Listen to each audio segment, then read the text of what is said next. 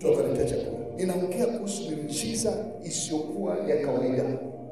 Kuna mambo ya kiroho lazima uwe nayo. Somo leo litakusaidia kujua mengi zaidi. Mpendwa katika Bwana, wiki yote hii tumekuwa na somo au mwezi mzima huu. Ni somo linaitwa mtu awazavyo moyoni ndivyo alivyo. Kitabu cha Mithali sura ya 23 mstari wa 7. Nataka usisahau mstari. Anasema unachokiwaza moyoni mwako ndivyo ulivyo. Kwa ina maana katika maisha ya mwanadamu moyo ndio umekaa maamuzi. Ukitaka kuwa maskini au tajiri ni moyo. Ukitaka kula vizuri au vibaya ni moyo. Moyo wako ukiutunga vizuri ukasema nitakuwa na namna fulani ya maisha, naomba nikwambie kuna kinachotokea. Mwanadamu yoyote akiamua jambo lolote akaamua kwa moyo wake, hakuna linaloshindikana. Ila asipoamua utapoteza muda mwingi sana. Natamani uwe na maamuzi mazuri kwa sababu ya nguvu ya Mungu inayofanya kazi katika maisha yako. Lakini tulikuwa na mstari mmoja wa msingi sana. Mwingine kabla sijaenda kwenye somo leo, ambao ni kitabu cha Mithali sura ya 4 mstari wa 23. Ambapo Mungu ametuambia kama kuna kitu cha kulinda maisha yako, sio pesa, sio mali, sio familia. Linda sana moyo wako kuliko vyote ulindavyo. Kwa nini? Yaani kwamba katika mambo yote, hata kama una hela, hata kama una nini, usipoteze fedha. Nenda kalinde kitu kimoja, tuweke ulinzi wa kutosha. Inaitwa nini? Moyo. Linda sana moyo wako kuliko vyote ulindavyo, kwa sababu ndani ya moyo ndiko zinakotoka chemchemi za uzima. Sasa leo somo ambalo tutaenda kujifunza la ndani kidogo linaitwa kuharibu ugonjwa wa moyo. Mchungaji, niko hospitali sasa. Leo tunaongea kuhusu kuharibu ugonjwa wa moyo. Watu wengi wako kanisani lakini wana ugonjwa. Naomba utambue au uelewe vizuri. Kimaandiko matakatifu au kibiblia, unaposema moyo, sio moyo unapeleka damu, unapeleka kuzungusha damu, sio unalia kubukia sana. Kibiblia, Biblia inasema moyo wa mtu, linda sana moyo wako. Sio kama ulinde moyo unaotoa damu. Kibiblia moyo ni mahali ndani yako ambapo kuna mtu anaingia. Chumba chako cha ndani wewe ambapo ndipo unafanya maamuzi kwenye hisia zote za maisha yako, na ndipo unakosema uende kanisani usiende, ndipo unakosema kwamba ukafanye kazi usifanye kazi, ulale usilale. Ndani ya maamuzi yako Mungu anaweza mwanadamu mwingine yote anaweza kulazimisha. Ndio maana watoto wanalazimishwa kulala. Hapo kifika chumbani baba tunataka na mama wanamko usiku wa simu. Kwa sababu moyo yao huwezi kukamata moyo wa mtu. Ni ngumu sana. Kwa kama kuna kitu cha kulinda ni moyo. Sasa leo nataka kuongea huu moyo wakati mwingine kuna magonjwa. Kitabu cha Yeremia sura ya 17 mstari wa 9. Kabla tujasoma naomba tuombe. Baba, katika jina la Yesu tunakushukuru asubuhi ya leo. Umetutoa majumbani, umetusafirisha, umetuleta mahali hapa. Tunalibariki jina lako kwa sababu wewe ni Yahweh. Wewe ni Mungu ambaye hujawahi kushindwa. Saa hii tumekaa Baba mezani mwako. Ninaomba utumie chombo hiki mbele ya watu wako Bwana kwa ajili ya kuongea na mioyo yao. Neno hili lisiwe akili za kibinadamu, lisiwe fahamu na maarifa ya kusomea, bali likawe ni neno ambalo linaenda kugusa mioyo moja kwa moja. Roho Mtakatifu, wewe ndio tegemezi kubwa kwenye swala hili. Ninaomba utembee saa hii. Ninamkemea mkuu wa anga, roho yoyote na ufumba macho ya watu ya kiroho, out! Roho Mtakatifu karibu, hudumia kusanyiko lako. Ukamponye baba yule, ukamponye kijana yule, ukamponye mama yule, katika jina la Yesu. Na wote tunaamini tuseme amen. Haleluya. Yeremia 17 mstari wa 9. Sikiza makini. Anasema moyo huwa mdanganyifu. Yaani moyo wako unaweza kudanganya. Anasema kuliko vitu vyote. Kama angalia mwanaume ambaye amefumwa na mke wa mtu, utaelewa. Unajua usielewa. Juzi kuna kijana wetu mmoja usijue msingizia sijui kweli kwamba kutoka na mke wa mtu. Watu ndio faida. Sasa wale kijana wa nyumbani wanakuwa na. Kwa hiyo nenda kamuuliza na kupiga faida ya chama kweli. Kabla niwaleze mchungaji kidogo. Kwa sababu alikuwa ni mke wao. Sasa ukimuuliza yule kijana, wewe unataka nini kwa mke wa mtu? Mimi sikielewi tu mchungaji, si nini kitu. Moyo una nini? Mimi kwa nini kwa kuolewa na kijana kwa mtu wa mtu? Asijui hata ujui. Moyo umejaa udhaifu. Kijana, kwa nini uliacha shule? Mimi niacha shule. Na yeye anashaka kwa nini acha shule.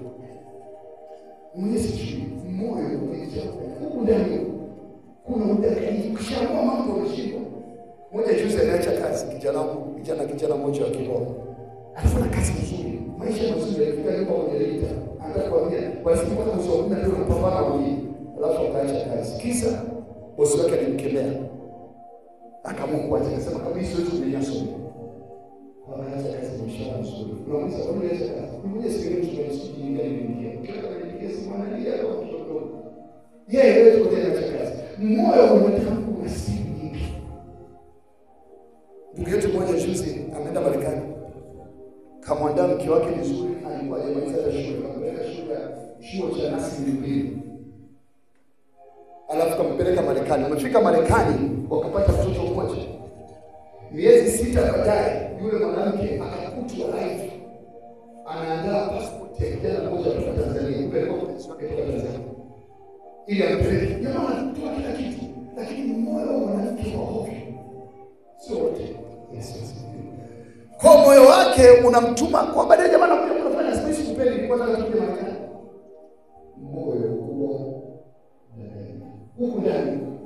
Ndio maana tunaomba Mungu atusaidie. Kwa sababu wewe mwenyewe unajui kuna mambo unaweza kufanya kwa zingine pamoja kwa kitu kama hiki kwa sababu moyo anasema una ugonjwa wa kufisha, nani anaweza kujua? Ndio somo la leo. Ugonjwa wa moyo. Jinsi ya kupambana na ugonjwa au kuharibu ugonjwa wa moyo. Natamani kupitia neno hili Mungu akaponye moyo wako. Mungu akaiponye roho yako ili utoke leo ukiwa umepona kweli kweli. Ugonjwa ni nini? Ukisema mtu anakuwa mgonjwa maana kwamba kiungo chake kimoja au kiote sio daktari kimeshindwa kufanya kazi iliyotakiwa. Ukisikia mtu ana ugonjwa wa jicho, maana jicho litakiwa lione, sasa alione. Ana ugonjwa wa moyo, maana kwamba alikuwa moyo unatakiwa upampu damu, lakini moyo unapampu damu kwa spidi kubwa au kwa spidi ndogo. Maana kuna kitu kijakaa sawa. Kwa ugonjwa ni jambo lolote linalofanya jambo ambalo Mungu ameliumba lisifanye kazi kwa namna iliyokusudiwa. Sasa ugonjwa wa moyo na usema nini? Siongee ugonjwa wa moyo wa blood pressure kubwa au ndogo. Inaongea matatizo katika moyo ambayo yanafanya mtu awe mgonjwa. Hawezi kutoka. Lakini sio swala la nje, ni swala la ndani. Nilikuwa natatua nao moja juzi Dar es Salaam. Kijana ameoa binti nzuri. Wana watoto wakubwa, mmoja anaenda shule kuu. Watoto wengine wawili wako form 5, wengine wako form 2. Wana nzuri. Lakini huyu mwanamke akaenda kusoma kwenye mitandao. Akamwona jamaa wako bichi na mume wake wameenda Dubai, sio wameenda Saudi Africa. Anataka mume wake leo amfanyie vile vile. Jamaa hawezi. Sio tu uwezo, lakini pia mambo usiende kwenye mitandao ni uongo. Wanaoposti maneno kwenye mitandao wameshika mkono hata nyuma tofauti sisi. Na picha hizi za mitandao ni za nyuma. Sio za ukweli. Kwa kata kulazimisha. Sasa kila siku wao nipeleke Dubai. Dubai kufanya nini? Nikatembea. Katembea kwa njia nini? Hiyo hela sipora kwa biashara, hadi mambo ya biashara ni maisha yenyewe mafupi. Sasa unaongea na binti moyo wake umeshaandika. Sikwambii niwaambie nini. Lakini nikamwambia kijana ingia kwenye maombi mazito kwa Yesu. Moyo una ugonjwa wa kufisha. Tulikuwa na kipindi cha weekend wiki iliyopita cha redio. Katika simu binti moja. Mchungaji. Ili kama mtu anataka kunioa alafu anitunzi. Mtu anapenda kweli. Anataka. Alafu anataka nini? Akutunze. Kama kijana anasikia hiyo biashara yake chini. Unatuza mtu ilikuwa sio ndogo. Nikamwambia tayari kidogo cha kwa sababu moyo wa mwanamke anauchua mwenyewe. lakini pia moyo wa mwanaume anaujua mwenyewe. Ndio maana mtu anaweza kuwa na mke nyumbani akatoa pete, akaenda kumwambia bibi nitakuoa, moyo wake anajidanganya kwa sababu moyo wa wanadamu na uongo. Tulikuwa na ndoa moja, penda story wakati mwingine. Nilipokuwa naanza huduma mwaka 2020 Dar es Salaam. Wamekuja vijana kanisani, wamekaa kanisani wazuri, vijana mtu na mchumba wake. Wanaenda mchungaji anataka kuona. Kabla nahitaji mkae miezi 3 angalau ni wachungaji. Mchungaji tunahitaji wanatuendelea katika programu ya dhambi. Maisha ya ukabila kwa ni dhambi. Ni vizuri kabisa tunaosema, lakini nafikiri ninahitaji muda kidogo. Wakalazimisha wao. Kwa kweli vizuri kakaa miezi 3. Baada ya siku moja nilianza ndoa. Siku nimetoa tangazo la kwanza. Kabiti kadogo, ukikaangalia ni katoto. Nimetoa tangazo la kwanza tu, nikapigiwa simu. Mchungaji, mimi naitwa fulani. Nimekutumia picha za watoto wangu kwenye simu. Huyu mwanamke anataka kufungisha ndoa na mke wangu, tuna watoto 3. Nasema what? Moyo huwa dakalifu. Kwa mtu yuko tayari kudanganya kwenye ndoa, anadanganya kwamba hana mtoto, kikacho kilitembea kwa mambo ya shule. Lakini kuna siri nyingi kwenye moyo wa mwanadamu ambazo zimejificha huwezi kujua. Nikafuta tangazo la ndoa na nikafuta ndoa kwa sababu huwezi kufungisha ndoa kama hiyo. Unataka kesi isiyokuwa na maana. Sasa leo naongea somo linaitwa namna ya kuponya moyo, kwa sababu nilipoongea popote nilikuwa nataka uanze kujua moyo ni kitu. Moyo ni kitu kidogo lakini kinaweza kuleta matatizo makubwa kwenye maisha yako. Sasa tuangalie magonjwa ya moyo yanasababishwa na nini.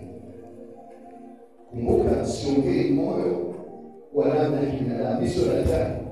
Lakini mimi ni mtu Mungu ameniita kwa ajili ya kazi ya injili. Kwa napoongelea moyo, siongelee moyo unaopata sijui hata kuna kifaa gani kuna. Naongelea kuhusu mahali ambapo wanadamu mimi na wewe kikaba na mtu. Hata nikikuita mtu kanisani hapa, naweza kuwa naangalia machoni lakini moyo wake hayuko. Kule ndani ya moyo huwezi kuingia, kuna mwanadamu anaweza shetani aingie. Ngoja nikwambie kitu. Shetani hawezi kujua unawaza nini. Naambia. Shetani hajapewa nafasi ya kujua unawaza nini. Mungu pekee ndiye anaweza kujua moyo wako. Ndio maana shetani anakuja kujaribu. Atakupitishia siri uibe nini, atakupitishia hasira, atakupitishia mambo mbalimbali. Ajui unawaza nini. Hakuna mtu aliyepewa kujua ndani ya moyo wako unawaza nini. Hata mchungaji hawezi kujua apate mafunuo ya kimungu, lakini Mungu anaujua moyo wako. Mambo gani yanasababisha ugonjwa wa moyo? Bwana Yesu asifiwe. Jambo la kwanza,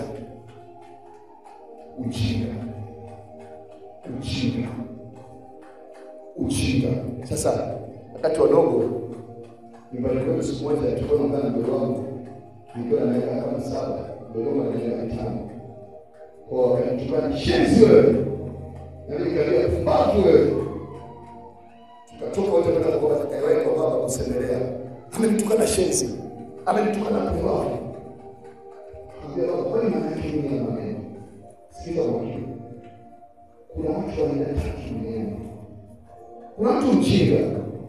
Mjinga ni mtu ambaye hajui kitu. Anakuja kanisani, ngoja nikwambie kitu mfano. Mtu mjinga ni mtu ambaye anaambiwa bwana, unachukua pale kanisani wanatumia maji. Pale kanisani wanatumia mafuta.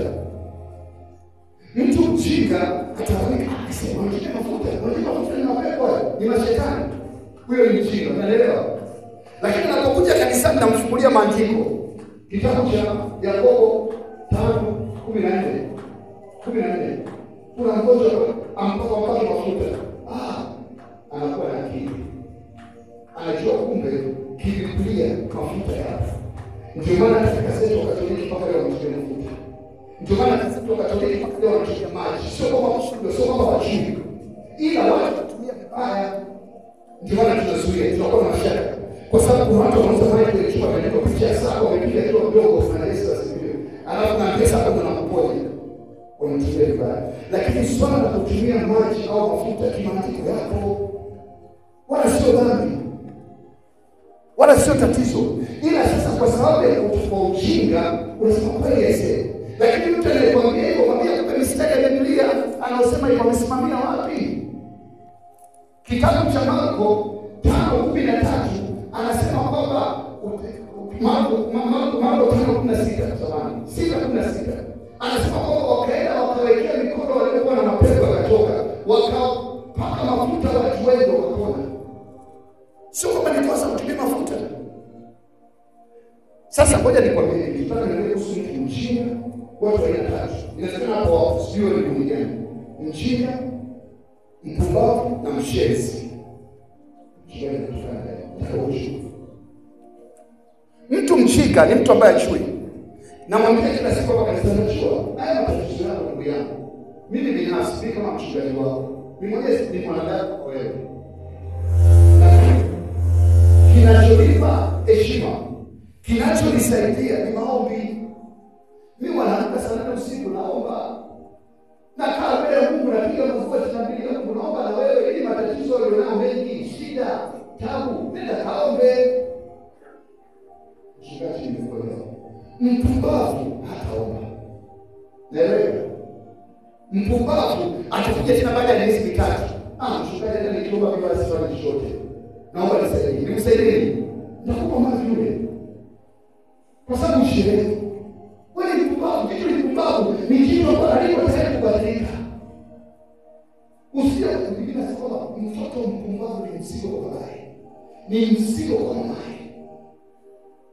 Hamna mtu mbaya duniani kama ngoja nikwambie, mjinga utamwelimisha atakuwa na akili. Kanisani kuna wajinga wengi, lakini unapokuwa unafundisha anakuelewa. Ndio maana Biblia inataka nikufundisha chochote hapa, nenda kaulize mchungaji mistari gani, mbona neno sijaelewa vizuri. Nilikuwa nataka baadaye nipigie simu, mchungaji neno umelisema, lakini nafikiri naomba nipate elimu zaidi.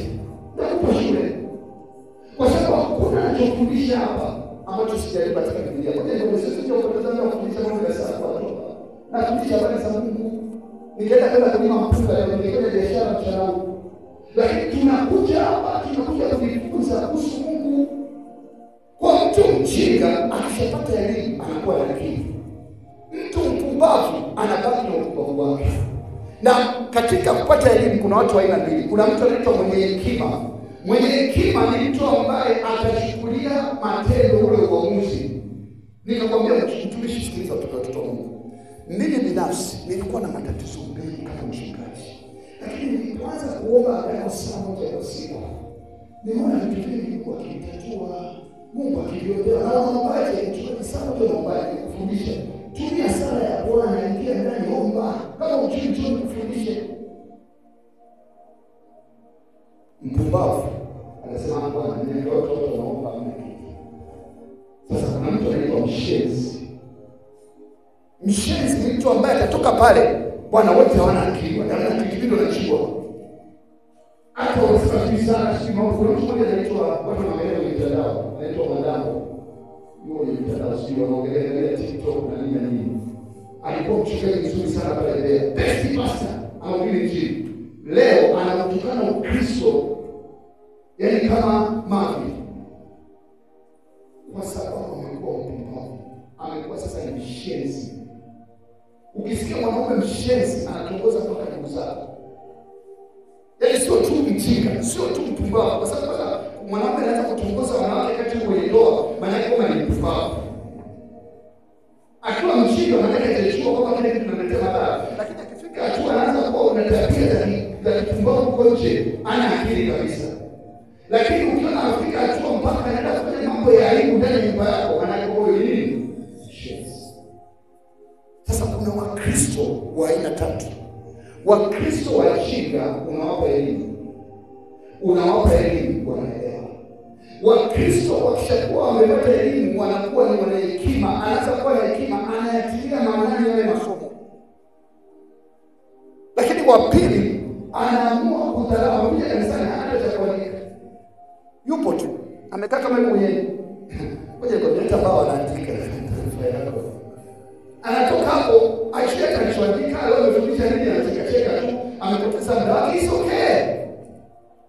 Huyo ni mpumbavu. Sasa mshenzi ni yule ambaye kwanza hajui vyote, alafu anaanza kupinga. katika jina la Yesu. Usiwe mpumbavu wala mshenzi. Pona leo katika jina la Yesu. Ukapate kubadilika. Neema ya Mungu ikupe neema ya kutoka. Kwa nimekwambia kinacholeta ugonjwa wa moyo cha kwanza ni upumbavu. Cha pili ni ushenzi. Sikiliza kwa makini. Tusome maandiko. Kitabu cha Mithali sura ya 12 mstari wa 5 anasemaje? Mithali 12 mstari wa 5 anasemaje? Mithali 12 mstari wa 5 anasema, mawazo ya mwenye adili, mwenye hekima ni adili, bali mashauri ya mtu muovu ni adabu. Sasa Kiingereza imeweka vizuri kidogo. Anasema njia ya mpumbavu inamfurahisha machoni mwake mwenyewe, lakini shauri la 12:15 ndio maana nashangaa sio mstari huu. 12:15 Mungu anarudia 12:15 anasema njia ya mpumbavu, mtu ambaye amejua lakini hataki kufuata. Njia ya mpumbavu imenyoka machoni pake mwenyewe. Mtu mpumbavu anajiona yuko salama. Amekuja kanisani hapa, anasema jione mchungaji anahubiri, lakini najua kila kitu anachohubiri pale. Unajua mimi ni mtu wa kiroho sana, lakini ana matatizo mpaka kinaanza kutokea kwenye sura yake. Anasema mimi ni mtaalamu mwenye mambo ya kiroho. Mpumbavu anajiona maana. Mpumbavu unaweza kumwambia jambo wala kusikilizi, lakini anasema bali yeye aliye na hekima kusikiliza shauri. Ndio maana katika mambo ya mahusiano wanasema usikatae mtu, kataa maneno. Kwa sababu unaweza kupewa jambo likakusaidia. Kwa mtu mwenye hekima ni mtu ambaye anasikiliza, hivi kumbe ndo maana yake hii, nitachukua hatua sasa, nitakuwa makini. Lakini mpumbavu akitoka kwenye ibada, bado unajua umefundishwa nini? Yote unavijua vile. Unavijua. Lakini mstari mwingine ni Mithali sura 29 mstari wa 11. Nataka tuwe tabia za mpumbavu. Kuna tabia 4 za mpumbavu. Sikiliza kwa makini. Ukimwona mtu ana tabia hizo, jua huyo ni mpumbavu, hata kama amevaa suti. Mithali 29:11. Natamani usiwe mmoja wao. Haleluya. Mithali 29:11 anasema mpumbavu udhihirisha hasira yake yote, bali mwenye hekima uizuia na kuituliza. Ukiona mtu ana hasira iliyopitiliza, mpendwa katika Bwana, huyo mtu ni bora umtengeneze mtoto mchanga kuliko mtu mwenye hasira nyingi. Mtu mwenye hasira kali hawezi kukaa jamani. Anaweza kujiua tena, anaweza kukua baada ya kitu kwa sababu ni mpumbavu. Anasema mpumbavu anadhihirisha hasira zake kwamba sasa nitakuonyesha, mimi naonyesha. Wakati mdogo nilipokuwa tunakuwa, nilikuwa naambia watu na hesabu mpaka 7, hasira zangu zikifika 7 mtaipata fresh. Na kweli nikihesabu mpaka 7 naenda kumshika, hata kama nitamuua sijali, kama nafuka tena. Kwa sababu mpumbavu ni hasira. Tofauti ya binadamu na nyama ni kuweza kuzuia hasira. Hakuna mwanadamu akasiriki. Lakini zuia hasira, jifunze kuzuia. Utapata mke mwema nyumbani au mume mwema, ni mwanamume au mke anaweza kuzuia hasira. Hasira inafanya ongee kitu ambacho utajuta baadaye uweze kurudisha. Usiruhusu hasira. Mpumbavu sifa yake ya kwanza ni kuwa na hasira. Mtu yoyote kutana naye ana hasira nyingi, jua ni mpumbavu. Hamna kitu hapo. Yaani hamna mtu hapo. Wasio wanasema Bwana Yesu asifiwe. Lakini tuangalie sasa sifa nyingine ya mtu ambaye anaitwa mpumbavu. Kitabu cha Mithali sura ya 12 mstari wa 23. Mithali sura ya 23 mstari wa 23. Mithali 23:23. Mithali 23:23 anasema nunua kweli na wala usizuie, wala usizuie hekima na mafundisho na ufahamu. Mtu mpumbavu ni mtu akubali kuelekezwa. Ukimwelekeza, ukikana mtu mpumbavu kanaye kwamba hii kitu tufanye hivi, tunafanya hivi, ametoka na hasira, nitawakomesha, nitaonyesha. upumbavu umejaa ndani mwako. Unafanya mambo ambayo ni aibu mpaka mtoto mdogo anaona. Kwa sababu hakuna kitu kibaya katika maisha ya binadamu kama kinachoitwa hasira. Jambo la mwisho, nimekwambia ugonjwa wa kwanza ni ujinga. Lakini ujinga umegawanyika sehemu kubwa tatu. Mtu mjinga anakuja kanisani leo ajui kwamba ana hasira. Natamani amejua sasa kwamba ana hasira. Inabidi ucheze na hasira, ukili na hasira. Ndio maana kuna mtu hawezi kusamehe. Ukikaa na mzigo wa mtu usikumsamehe ni kwamba unakuwa ni mtu ambaye ni mpumbavu. Kwa sababu utakufa nao. Lakini ukiwa na hekima utazuia. Sasa sikiliza, nimekwambia mjinga ulikuwa ushuru. Lakini leo umejua usiwe mtu hata kama una hasira, jua namna ya kuituliza ndani. Alafu kuwa na utulivu wa kuchukua hatua ili kutatua tatizo lilopo. Yaani beba hasira ndani yako, alafu imeze. Usijibu jambo lolote ukiwa na hasira kupita kiasi, kwa sababu utaharibu. Hakuna mtu ambaye kuwa na hasira akafanya la maana. Kwa leo sema, baba yangu, ndani ya moyo wangu ninaomba, kama kuna roho yote hasira, toka kwa jina la Yesu. Baba, kama sijamsamehe mtu, kuna mtu nimembeba moyoni mwangu, ndio amenitendea mabaya, lakini kupitia baadaye naomba nimsamehe, nimwachie, nataka kuokoka katika jina la Yesu. Roho Mtakatifu nisaidie katika jina la Yesu. Biblia inasisitiza ili usiwe mjinga, mpumbavu au mshenzi, ni muhimu sana ukamjua Mungu. Ndio maana kitabu cha Mithali sura ya 4 mstari wa 13 anakuambia mkamate sana elimu. Mkamate sana elimu, usimwache aende zake. Mshike, maana elimu ni uzima wako. Mkamate sana elimu. Ukija kanisani jifunze, kamata unachoambiwa. Anasema ukifanya makosa usimwache akili zake, utapata matatizo, uzima utapotea.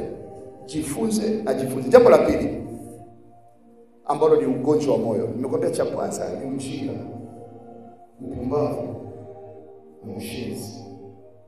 Nimekwambia mbaya zaidi katika vyote ni ushenzi. Upumbavu unaweza kumsaidia, lakini shaka mtu ushenzi huwezi kumtoa. Jambo la pili ni umaskini. Umaskini unaleta ugonjwa wa moyo. Wewe nikwambie, ukiamka siku moja asubuhi ujui utakula nini, utaelewa. Ukiamka siku moja asubuhi watoto wako wanne ndani ya nyumba, alafu ujui mchana watakula nini na jioni watakula nini. Hamna kitu kibaya kwenye maisha ya mwanadamu kama umaskini. Lakini pia kumbuka, ukiwa Mkristo umeokoka, Biblia inakutaka uwe na uwezo wa kusaidia maskini. Ukifika hatua uwezi kusaidia maskini, ni dhambi. Mchungaji, hiyo mistari inatoka tena taratibu. Nimekwambia hamna matatizo mengi ya maisha ya mwanadamu kwa sababu ya maskini. Kuna mtu anakuja, mchungaji, anahitaji maombi, lakini anakuja kukutoa baadaye kwa sababu mtu alikuwa hana hela ya kufanya hivyo. Sio dhambi kuombea. Na sisi kama kanisa lazima tuombee watu. Lakini unagundua kwa siri ya nyuma kwamba huyo mtu akimwombea bado ana chakula mchana. Anakwambia tubu, umeona yote vikakaa. Unaomba ili Mungu anaponya, sio kama apone. Lakini akitoka pale nyumbani hana unga, atakula nini? Kesho atakuja tena kuombewa. Matatizo mengi ya moyo wa wanadamu kwa sababu ya nini? Kaulize mtu ambaye anaenda kujiuza, haogopi usiku wa manane. Wengine ni tabia, lakini naomba nikwambie asilimia zaidi ya 60 watu wanakaa barabarani kwa sababu maskini. Wanashindwa kufanya kazi, akili zao zimeamua kupumba, wanaamua kutafuta hela kwa njia nyingine. Mwisho wa siku wanapata matatizo makubwa. Kwa kitabu cha Wakorintho wa pili sura ya 8 mstari wa 9 anasema kwamba maana mwaijua Wakorintho wa pili sura ya 8 mstari wa 9, mwajua neema ya Bwana wetu Yesu Kristo, kwamba japokuwa kule mbinguni alikuwa tajiri sana. Yesu alikuwa tajiri, lakini alikuja duniani akafanyika maskini. Yesu alikuwa maskini. Ngoja nikwambie, alizaliwa kwenye hori la ng'ombe. Wewe kama umezaliwa kwenye hori la ng'ombe, umezaliwa kwenye kitanda cha chumbani. Aliishi maisha ambayo hamna mtu aliyetamani, kwa sababu alikuwa maisha kuomba kwa. Lakini Biblia inasema siri moja. Inasema maskini, inasema Yesu Kristo jinsi alivyokuwa maskini kwa ajili yenu. Kwa ajili ya nani? Anasema ingawa alikuwa tajiri, ili kwamba nyinyi mpate kuwa matajiri kwa umaskini wake. Jamani, sio kima na yangu. Kwa mshukuru kwa utajiri. Nikifaa kwa sababu ya mimi nasoma Biblia.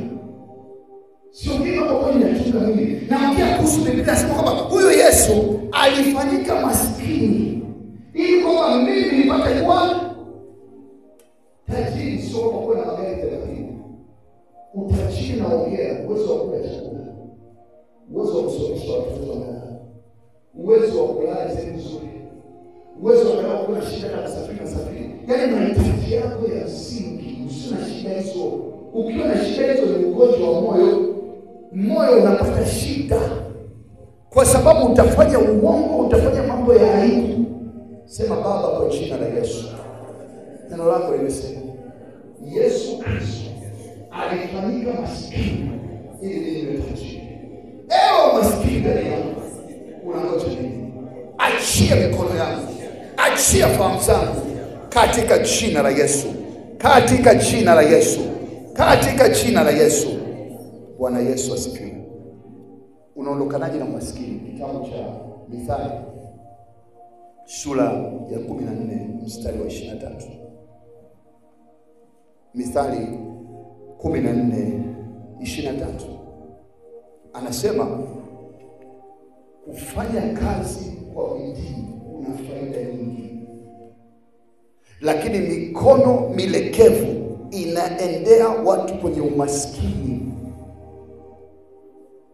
Mithali sura ya 14 mstari wa 23.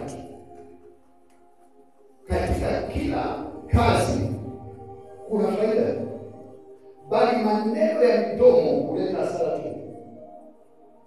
Kuna watu kanisani kwenye maneno ni wazuri kweli, lakini wavivu kupita kiasi kufanya kazi. Ukiwa na maisha kama hayo, naomba nikwambie, umaskini utakukalia mpaka kwenye midomo yako. Kama unataka kuachana na umaskini, lazima ujitume, lazima ufanye kazi usiku na. Nilipogundua kwamba familia yangu imetoka, hatuna uwezo, baba yangu alikuja kujenga nyumba kwa miaka 50 na kitu, nikasema haitakuwa kwangu. Chochote Mungu atakachofanya nitakifanya kwa bidii mpaka kitatoka. Na nilipofanya maamuzi moyoni kwamba mambo ya uvivu sitakuwa mvivu, kama kubeba zile nitabeba, kama kwenda kutembea kwa miguu kufanya kazi fulani nitafanya, nipate shilingi 2. Kupata shilingi 2 ni bora kuliko kukaa kule siku nzima. Anasema maneno ya midomo huleta hasara tu. Kwa kuna watu kazi yao kupiga fix, yaani story tu. Tunachoka kabisa ndio tupiga flow, tupiga test. Kwa sababu sana kwa cheza sadaka.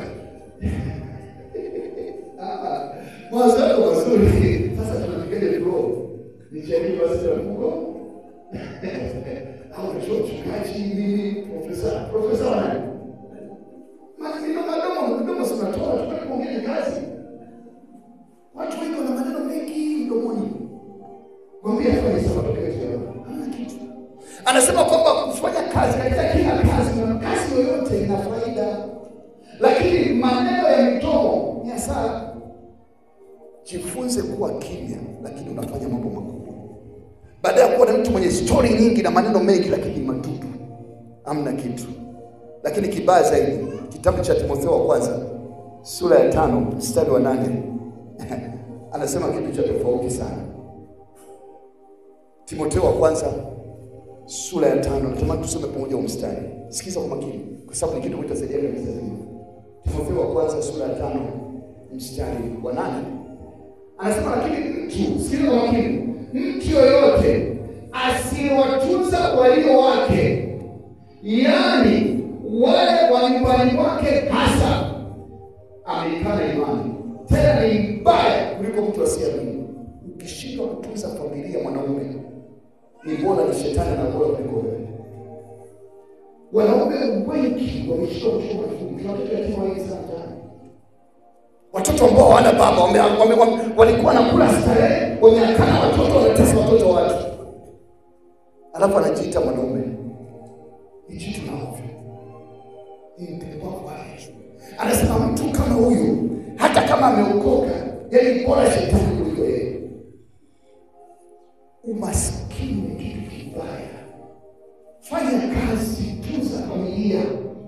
Mmoja nikwambia kwa kila mtu mmoja mchungaji, ili kwamba unajua kuoa ni baraka.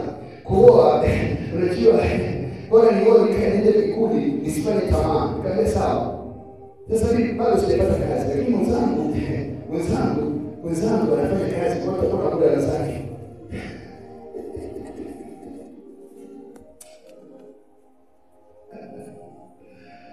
Mtoto wa kiume katika kanisa hili, hakuna mwanamke anasokuza nyumba yake. Mwanaume umepewa jukumu. Ukisoma Biblia ya Kiingereza mstari huo unasema a person who does not care for his, anasema kwenye uchumba anakukopa shilingi 100,000. Hapo unakuwa mjinga na unampa 100,000.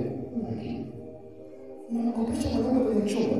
Alafu pendwa katika Bwana, jukumu la kutunza familia ni la mwanaume. Kataa ukubali kama mwanamke anaamua kujitoa na neno yote anaamua kusaidia. Na ukiwa na akili hiyo, utafanya kazi usiku na mchana, hata kama itakuwa mwanamke ana hela, utaitunza familia. Na Mungu alipokuwa mwaminifu, kushajenga akili hiyo kichwani, Mungu atakupa neema nyingi. Lakini ukiwa mjinga, wewe ingia. Hiyo laana. Hivyo labda unaumwa. Lakini katika hali ya kawaida mwanaume unapaswa kufanya kazi kwa bidii. Ndani ya nyumba yako watoto waende shule, ndani ya nyumba yako mke wako awe na matunzo, na haya matunzo mazuri. Sio vipakunda tunakula pamoja ya kutosha. Kaelewa sana.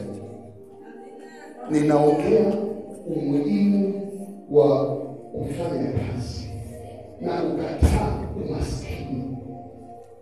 Wewe ni kitu kikubwa sana ukiamua kubadilisha moyo wako. Ukasema mimi sikubali. Nakumbuka nilikuwa nafanya mafundisho zamani, nilifundisha mchungaji wangu mmoja. Sasa mke wako anafanya kazi, wewe ni mchungaji. Unaweza kuacha kazi hata mke wako aendelee kufanya kulisha. Na mimi kama mjinga nilisikiliza. Nilifanya kaacha kazi.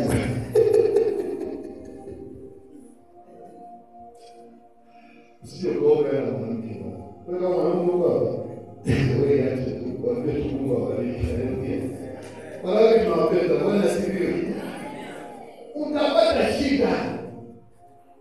Shida ukiamua kutoka kichwani, alafu nasema nitafanya bidii yoyote, sitakubali kutunza nyumba yangu. Mungu anaweza. Nilipobadilisha moyo wangu, nikaamua kufanya bidii, Mungu hajawahi kunipungukia. Bwana Yesu asifiwe. Sijui hata mtoto anapata shida. Lakini Mungu hajawahi kunipungukia chochote kwa sababu akili yangu na moyo wangu nimesema kazi kwanza. Kuna wakati ukikuta nafanya kazi saa 7 usiku, saa 8 na sinzia kwenye meza. Saa 9 na saa 12 niko kwenye meza kwenye mkutano. Saa 1 kamili naanza kufanya kazi nyingine. Sio napenda, sitaki maskini. Maana una nguvu ya kufanya kazi, fanya kazi kwa bidii. Kwa sababu vinginevyo moyo wako utaingia ugonjwa, alafu utakuwa mjinga. Napomalizia, nimekwambia mambo matatu yanaharibu moyo. La kwanza nimesema nini? Ujinga, upumbavu na ushenzi. Viondoke ndani mwako. La pili nimesema nini? Umaskini. Usikubali watoto wako nyumbani usiwaje wakasema baba atupe chakula. Mwanaume ndio mtoto wako. na yule ambaye ni mwanamke amekosa matunzo, mwambie baba nisaidie. Biblia inasema kwamba Mungu ni baba wa wajane, ni Mungu wa yatima. Ndio maana kanisa linatoka na namna ya kusaidia watu. Ndio maana hata wewe unapokuwa na pesa ya kusoma wengine utoe kwa ajili ya watu. Kwa sababu maskini hawatakosa, watakuwepo tu. Lakini wewe maadamu Mungu amekupa akili na ufahamu, jitahidi uweze kufanya kazi kwa bidii ili ufike kule ambako Mungu amekusikia. Jambo la mwisho ni ugonjwa. Mpendwa katika Bwana, nisikize kwa makini. Ugonjwa mkubwa wa moyo wa mwanadamu. Unaona kwanza nini? Nimesema ya kwanza. Na ujinga, upumbavu. Na nini? Yes. Hakuna kusibana kwa wewe mshenzi wewe. Sasa kuna hapa. Yaani wewe nyuma ni wapi? Hamna kusibana kama kutukana kama hiyo. Hamna baya duniani. Kuna mpumbavu unaweza kidogo karudi. Sawa. Na cha pili kwa maskini. Sasa cha mwisho sikiza kwa nini? Ni ugonjwa. Ugonjwa mkubwa unaosumbua mwanadamu ni dhambi. Sasa hapa nataka nionyeshe kidogo. Sikiza kwa nini? Unaweza kutoka hapa kwenda kufanya uzinzi. Si unasema umefanya uzinzi. Mchungaji, umefanya uzinzi. Nafanyaje? Mama nikwambia tutakuombea. Utasamehewa. Utasamehewa dhambi ya uzinzi. Dhambi itasamehewa, lakini madhara ya dhambi utakula nayo. Kama uzinzi, unaweza kupata magonjwa. Dhambi utasamehewa, mbinguni utakwenda, lakini yule ugonjwa anatoka. Mpaka Mungu akuelewe. Ndio maana tunakataza usifanye dhambi. Waweza kufanya uzinzi ukapata mtoto. Na matunzo ya mtoto huna. Uwezi kuwa mtoto kwa sababu umeokoka. Naomba nikwambie, ndio utasamehewa dhambi. Yesu anasamehe dhambi, lakini madhara ya dhambi yatakufuata. Mtu anaweza kuwa aliokoka, akaenda kufanya wizi, wakamkata mguu. Ataokoka ndio, sio kama tumpokea na kuokoka, lakini wao wamekuwa urudi. Ndio maana dhambi kitu kibaya, kwa sababu dhambi inafanya upate madhara ambayo huwezi kuyarudisha. Kwa ndio maana kimbia dhambi kama hili, kwa sababu dhambi ni mbaya. Na ikishaingia moyoni, tunaposema bwana acha uzinzi, sio kwamba ni nini. Kuna mtu anataka kufanya uzinzi, akaingia na pepo la uzinzi. Ametoka pale, amenipiga mtano, ameingia kesi sio wapi. Alipotoka pale akawa mzinifu kuliko shetani. Usiku anaota uzinzi, asubuhi uzinzi, mchana uzinzi. Mchungaji naomba niombee. Umefanya nini?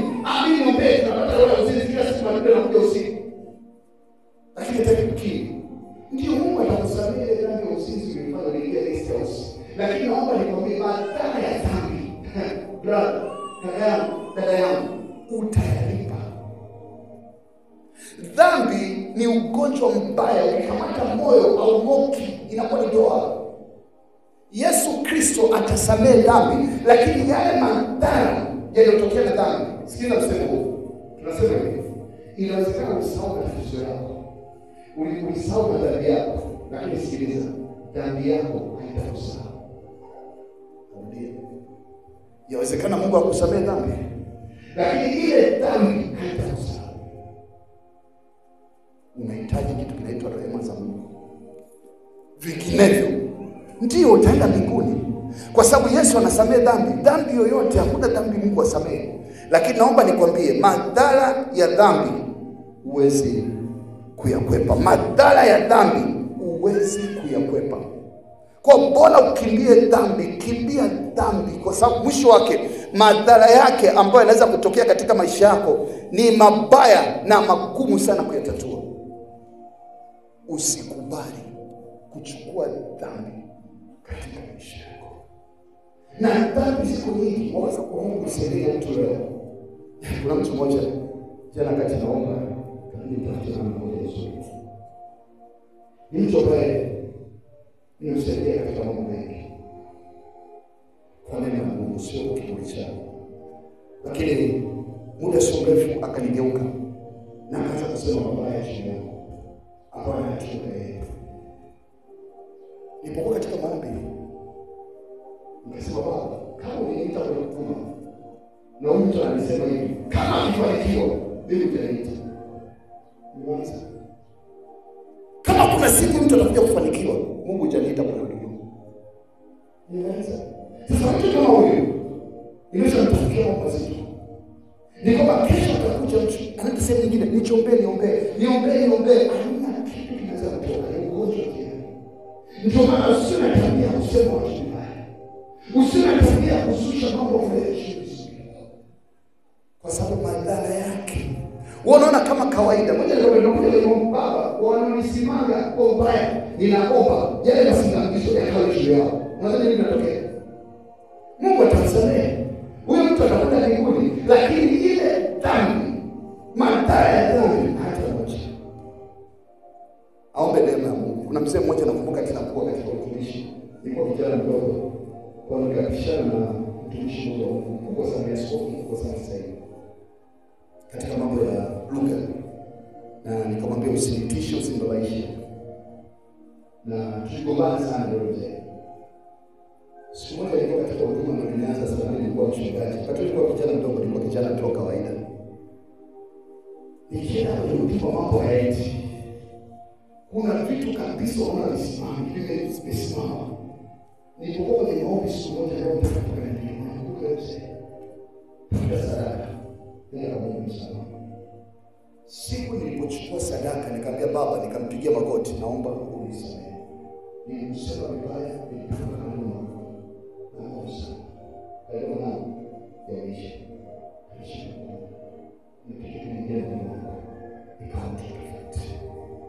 Kuna neema zinatokea. Nilikwambia kwamba dhambi waweza kusamehewa, lakini madhara ya dhambi kwa makini. Ndio maana unachokiongea chochote kwa makini. Unachokifanya chochote jua kuna madhara ambayo ni magumu. Yesu anasamehe dhambi, utaenda mbinguni, lakini maisha ya dunia hapa utakula cha moto. Utahangaika sana na utapata shida sana, huwezi kwenda mbali. Ni muhimu ukakataa aina yoyote ya dhambi katika maisha yako, kwa sababu dhambi ni mbaya. Jambo la mwisho ni nia mbili. Jambo la mwisho katika ugonjwa wa dhambi ni kwanza ni ujinga, la pili umaskini, la tatu ni dhambi. Dhambi ambayo ni mbaya kuliko zote ni mtu mwenye nia mbili. Na Biblia inasema wazi katika kitabu cha Yakobo sura ya kwanza mstari wa 7 na wa 8 napomalizia. Anasema, lakini wakati muombapo mnapaswa kuamini, wala msiwe na shaka. Maana mwenye shaka ni kama wimbi la bahari linalopeperushwa na kupeperushwa huku na huku. Mtu huyo asitarajie kupokea kitu kwa Bwana. Ngoja nikwambie katika maisha. Umeamua kuabudu mahali hapa, jifunze kutulia na Mungu. Angalau kwa mwaka mmoja. Ukiona hana matokeo, unakwambia ndio yuko pale, nenda kuabudu sehemu hiyo. Leo ukaje kanisani kuabudu, ukajifunza neno kwa bidii, ukawahi kanisani kwa bidii, ukasikiliza mafundisho na ukupa kwa bidii, alafu mwaka mzima ukapita, ukaona uko vile vile, ondoka. Na maana mafundisho haya yakufanya hata kusaidia usipoteze muda. Lakini nachoka kikoto ni kibaya ni kwamba leo uko hapa, kesho uko hapa, kesho kutwa uko hapa. Naomba nikwambie, utapokea mafundisho ya huku, utapokea mafundisho ya huku, alafu leo utabaki katikati. Sijui unaenda wapi. Ukiamua jambo, umeambiwa kwamba nimekwambia kwa mafundisho hapa, nakwambia bwana, jitahidi kama unaweza kutumia njia ya maji. Tumia maji. Kama umeamua kutumia maji, na sasa nifundishe kwa maji yanafanya nini? Nitaenda kwenye maji na mwamini Mungu, huu ugonjwa wa tumbo uliokuwa muda mrefu na kutumia maji yanapona. Kama umeamua hivyo, amua hivyo. Kama utaki, acha. Hakuna mtu anayekulazimisha. Kama unaona kama wanasema watumie mafuta, unaona mafuta na wewe unasubiri vizuri kwa acha, hakuna mtu anayekulazimisha. Lakini kama umeamua kutumia mafuta, umeamua kutumia maji, wanasema sasa mwamini Mungu kwa ajili yako. Kama hata nyumbani kwako, kama kwenye biashara, na Mungu ananitumania tafadhali sana. Lakini ukiwa na nia mbili, uko chelewi. Yaani unafundishwa huko na nia yako nyingine, kama inakwambia unapoteza muda. Na usipoteze muda. Yaani fanya kile ambacho unaona moyo wako unakufanya, kizuri zaidi, usipoteze muda. Lakini kama umeokoka kwenye njia ya kumwamini Mungu na kujifunza kweli ya Mungu, naomba nikwambie, mwaka mmoja ni mwingi sana. Yote nayokuambia yatatokea katika maisha yako baraka katika jina la Yesu. Tusimame. Mawazo ya moyo wangu, maneno ya kinywa changu, yapate kibali mbele zako, Ewe Bwana Mwokozi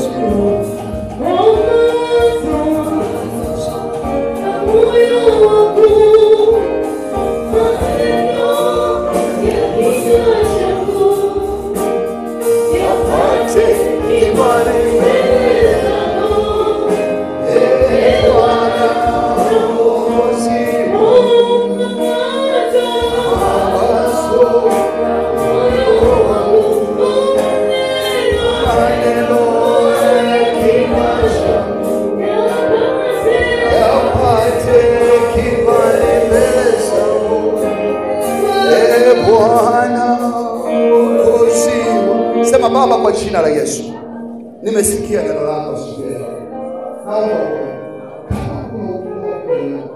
Kama kuna ujinga wote, Bwana, naomba umoe. Sitaki mambo wako. Nitoe moyo wangu. Nahitaji nikujue wewe katika jina la Yesu. Sema Baba, kwa jina la Yesu, nguvu yoyote ambayo inazuia nisifanikiwe katika kazi za mikono yangu, leo kwa jina la Yesu ninakemea nguvu hizo, ninazifuta kwa damu ya Yesu, kwa damu ya Yesu, kwa damu ya Yesu. Sema Baba, kwa jina la Yesu, naomba asubuhi ya leo, roho yoyote ya kupata na kupotea ninaiamuru. Ewe roho ya kupotea, achia mikono yangu, achia maisha yangu, shindwa kwa jina la Yesu. Baba, ninaomba nishike mkono asubuhi ya leo. Nataka kwenda kiwango kingine, nataka nipande nafasi nyingine katika jina la Yesu. Ninakataa umaskini, roho ya umaskini ya nyumba baba yangu, roho ya umaskini ya nyumba mama yangu. Noka, noka, achia maisha yangu, achia roho yangu, achia uhai wangu. Toka, mimi sio maskini, mimi ni tajiri katika jina la Yesu. Ninakiri mimi sio maskini, mimi ni tajiri, na Mungu wangu atanipa kila mahitaji yangu sawa na utajiri wake katika jina la Yesu. Sema Baba yangu, Baba yangu, ninaomba asubuhi ya leo, kama nina ndoa, ukaifanye kwa njema, na kama nikiendelea kuwa na ndoa, Baba nisaidie, sitaki mateso kuliko.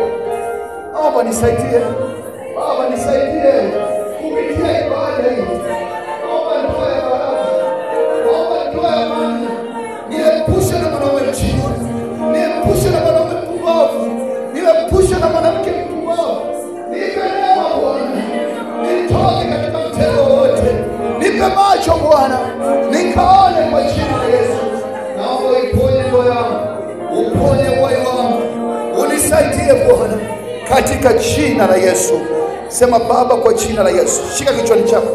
Sema Baba, kwa jina la Yesu, mshale wote wa upumbavu, mshale wote wa ujinga ambao umeshika nafasi yangu, umeshika kichwa changu, noka leo, noka leo. Achia akili zangu, ujinga wa aina yote, upumbavu wa aina yote, noka, noka, noka kwa jina la Yesu, kwa jina la Yesu, kwa jina la Yesu, kwa jina la Yesu, kwa jina la Yesu. Shika kichwa chako, shika mfuko lako. Sema Baba, kwa jina la Yesu, mshale wa leo, moto, moto, ukashike mtu wangu, ukashike mtu wangu, maradhi ya aina yote, magonjwa ya aina yote, moto, moto, unguza asubuhi, unguza asubuhi, unguza asubuhi leo, unguza asubuhi leo, unguza asubuhi leo, moto. Maradhi yote katika tumbo langu, maradhi yote katika miguu yangu, noka, ungua leo, ungua leo, achia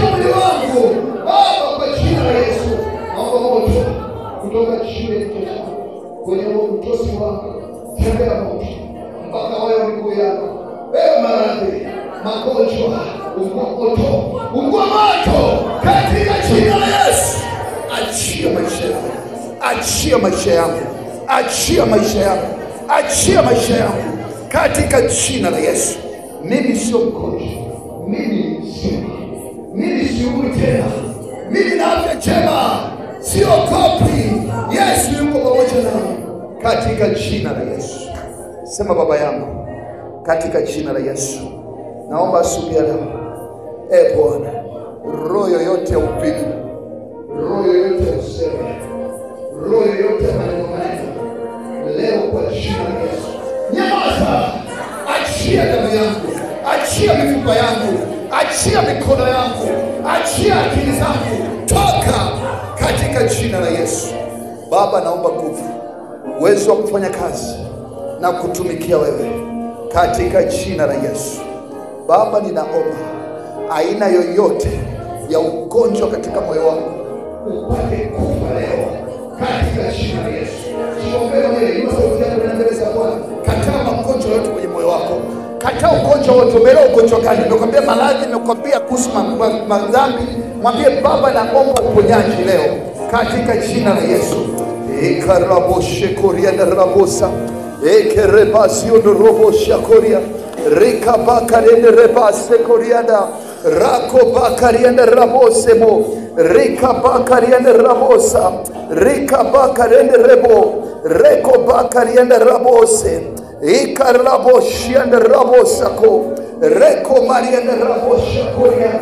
Rikabakariende